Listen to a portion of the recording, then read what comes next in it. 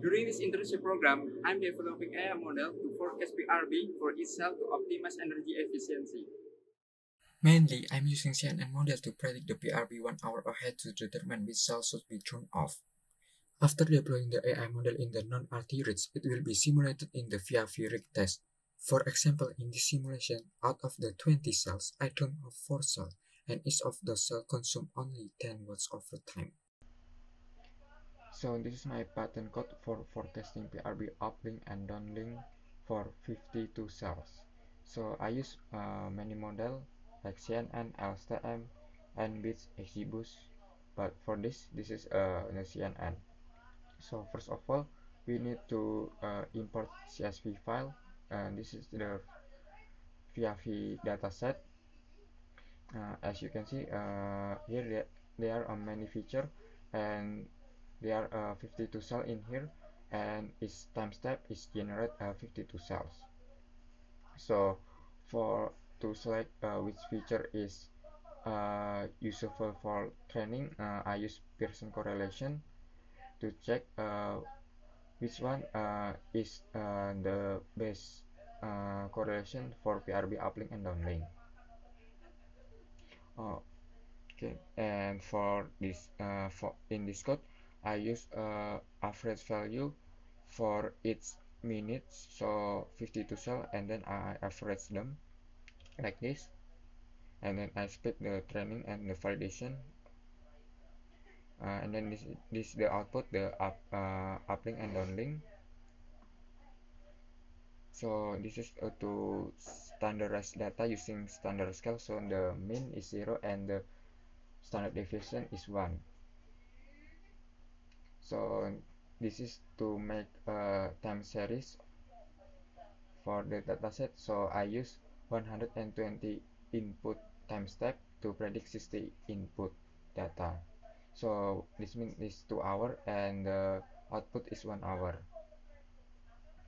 Uh, so this is for the model TensorFlow CNN.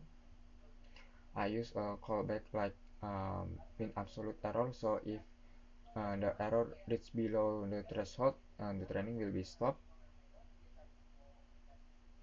So this is convolution one dimension followed by batch normalization. So if the model is none, that means the TensorFlow create the model, and if there's a model we have trained before, then we can just load it the model. And then the optimizer I use Adam, and the loss function I use MSE. This is the other metric to check the error.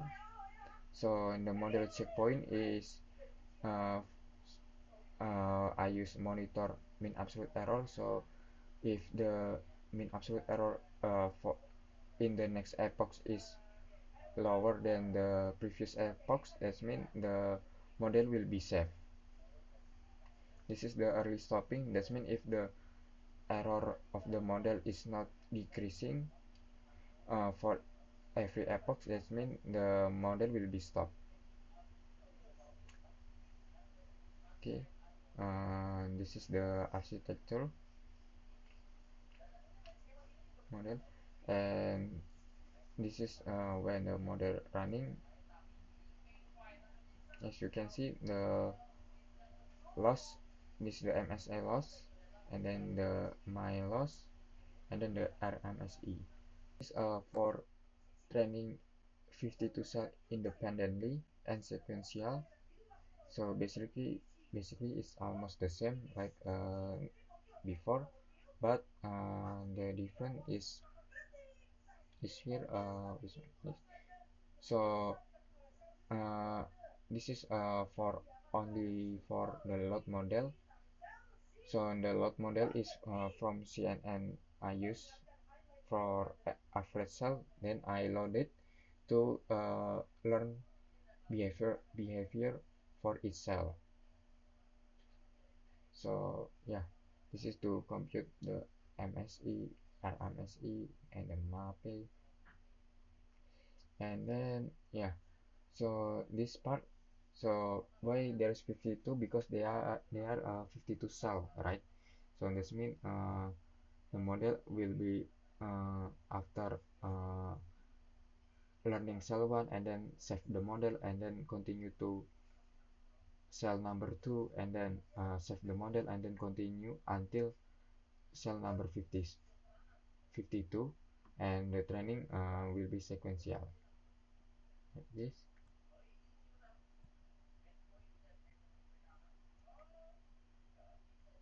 And then if you want to if want to see in the graphic, this one.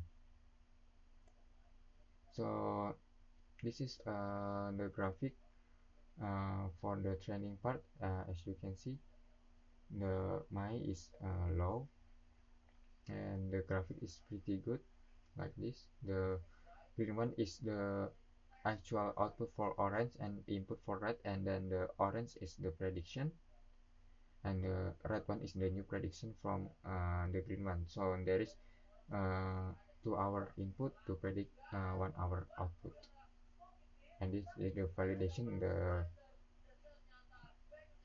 The error is a little bit higher than the training model. Okay, that's it for the demo. Thank you.